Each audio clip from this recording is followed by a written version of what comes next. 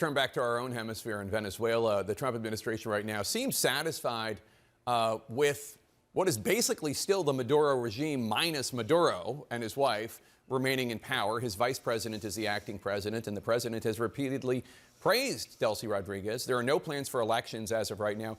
You were the point person on this issue when you were the vice president. Are you worried at all that the president is abandoning the Trump-Pence administration's commitment to a democratic future in Venezuela? Well, people need to understand that before Chavez and then Maduro brought their tyranny and socialism, that Venezuela was the second most prosperous nation in our hemisphere. They literally broke that country. They created the kind of deprivation that saw 8 to 10 million people literally flee the country in all points on the map.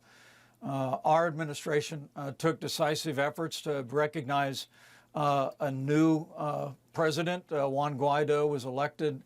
We had 60 countries back us in that, but ultimately Maduro survived. So I'm grateful that President Trump unleashed our elite armed forces, Delta forces, to take Maduro down, to bring him to the United States to face justice.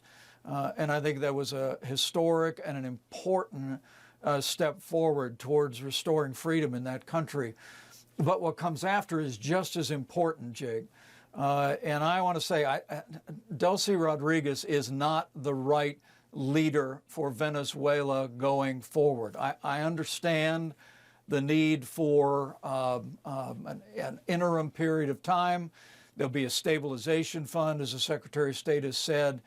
But I think it should be the objective of the United States to move forward as quickly as possible to restore basic liberties, to restore free market principles, do that through free and fair elections. And I have no doubt in my mind, whether it's Maria Machado or someone else, that the people of Venezuela will choose freedom. I'll say one last thing on this, and that is that there are many voices around the president now that are reflecting this kind of new isolationism for the United States. I think it partly accounts for the back and forth on the rhetoric about and support for Ukraine. The president pushed those voices aside when he used our armed forces to strike Iran, but he also pushed those voices aside when he took down Nicolas Maduro, and I'm grateful for that. America's the leader of the free world. We continue to need to act like it, especially when it comes to our hemisphere. Vice President Mike Pence, good to see you, sir. Thank you so much. Really appreciate hearing from you.